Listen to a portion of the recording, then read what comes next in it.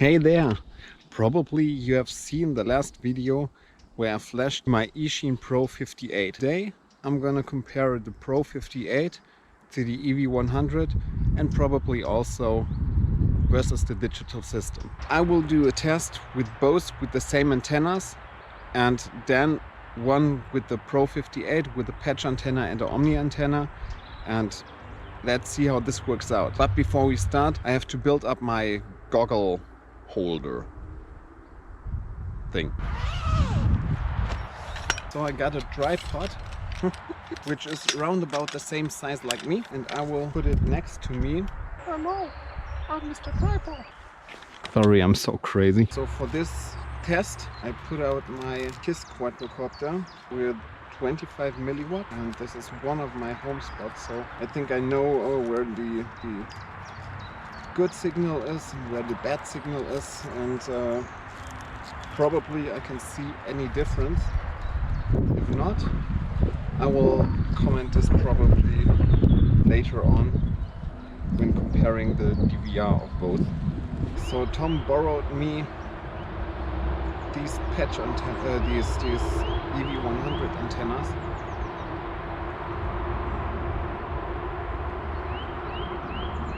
As I just wanted to compare it to the EV100.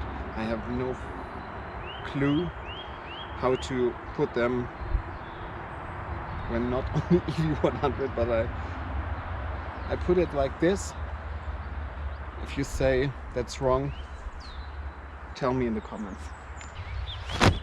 And I'm now eager to see if this module with the other firmware, I think it's called PIRX or PIRX, I don't have a clue. If this is any better than the setup before, but we'll find out today.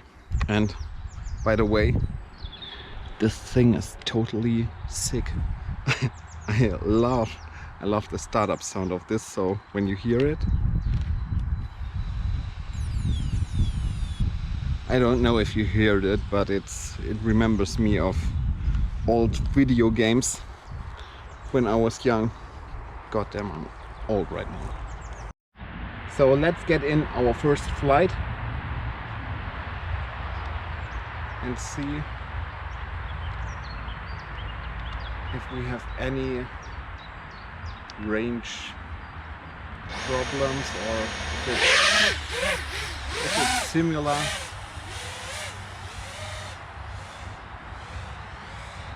So I won't go crazy right now, just want to compare it with the range. So as I said, 25 milliwatts.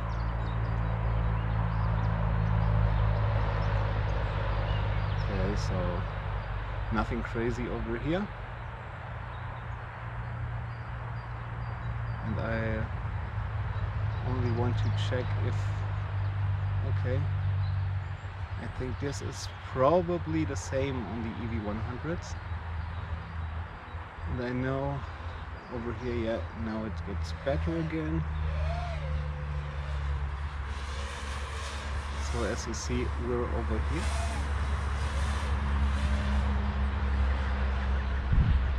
Let's see how far we can go in this direction.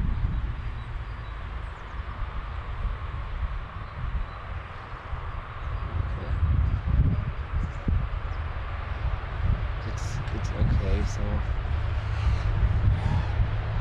nothing too crazy, but I'm not quite sure. I think over here the picture on the EV100 gets choppier, I think, but I'm not quite sure. So you can see it now, the comparison between those two, but yeah.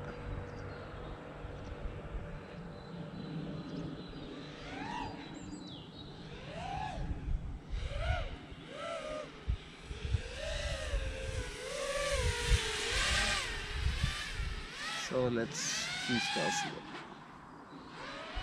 a little bit. Oh my god, I'm not used to analog flying anymore. I'm so spoiled with digital.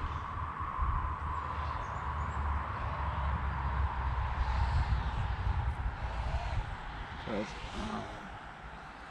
over here I see all the details in digital.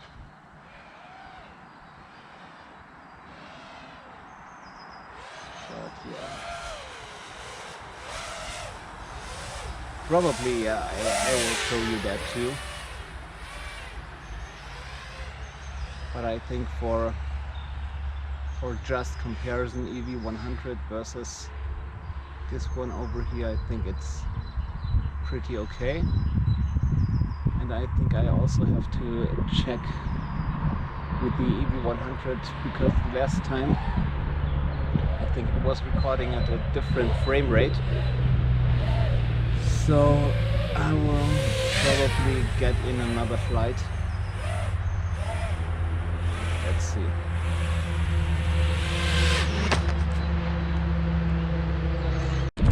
So now I want to test it with one Omni antenna and with one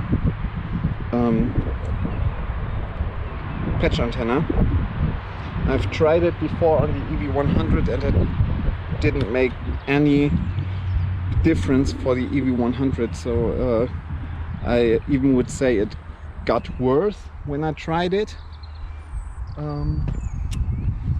But now for the Pro58 probably it will get me few more meters. Let's see. So over here I have nothing crazy for Omni and patch, and all the analog guys which are using not the EV100 but a real module like Rapid Fire or something. You can tell me in the comments if I make anything wrong with the positioning of this thing. I think the Omni should go bottom. I don't know. Probably you can tell. But what I know is I'm flying in that direction, so the patch should go in that direction. And I should try to look in that direction because off my just look into the sky. But let's see. So I think something like this. As I said, all the analog guys, put it down in the comments if I do it right. And if not, how would you do it? As I'm looking up in the sky, probably I put the patch somewhere like this, so that I will be heading in the flight direction. So now I hope the patch is still on my hat. Heading, oh, there we go, heading into this direction. Yep, I think, yes, I think. Ooh. Oh, come on, DJI, I see, f*** off.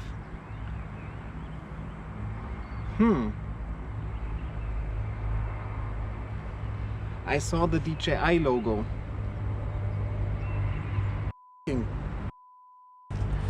So I will take a walk. For everybody who wants to fly this seriously, this isn't a good thing. Here you can see an example what it looks like in the screen of the DJI goggles. And as you can see, it turns black, goes to the DJI screen, and on the EV100 you still have a glimpse of the picture. To be honest, because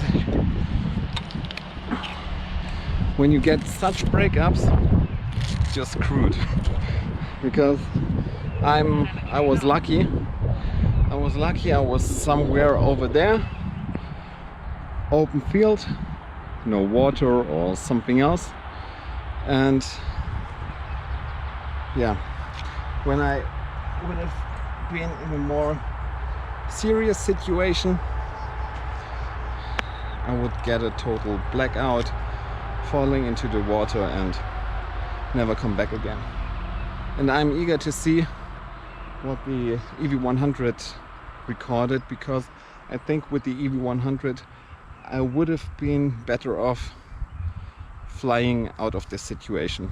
But with DJI, just a black screen followed by the DJI, or static snowy screen followed by the DJI logo, and a few seconds after that I just had picture again. But this is not really nice to fly. Nevertheless, I think with the Pro58 I still got a little bit more range, but we'll see in side-by-side, or you just saw that in side-by-side comparison. So yeah, but to be honest, I'm happy that this happened, because now I have a fair comparison between those two. And in the DJI video I got asked in which world I would compare the DJI goggles versus the EV100. And I would say in my world, because when I started out in November 2019, I think it was, when I started out, digital was just growing or just become popular. And I was about, should I go with a cheap analog setup, or should I go straight away with the digital system? And I've chosen the EV100 because they are only $100, so not that much in this hobby. And I think for the price and for almost a year or more than a year, it was okay to fly with. Especially I flew more just because of the EV100. But one German viewer said a nice comment, and I really liked it. It's like watching an action movie on a display of a watch, and then watching the same movie in a cinema. And I think this is a really great comparison, because the EV100 has such a tiny screen, and compared to this, it's don't talk about.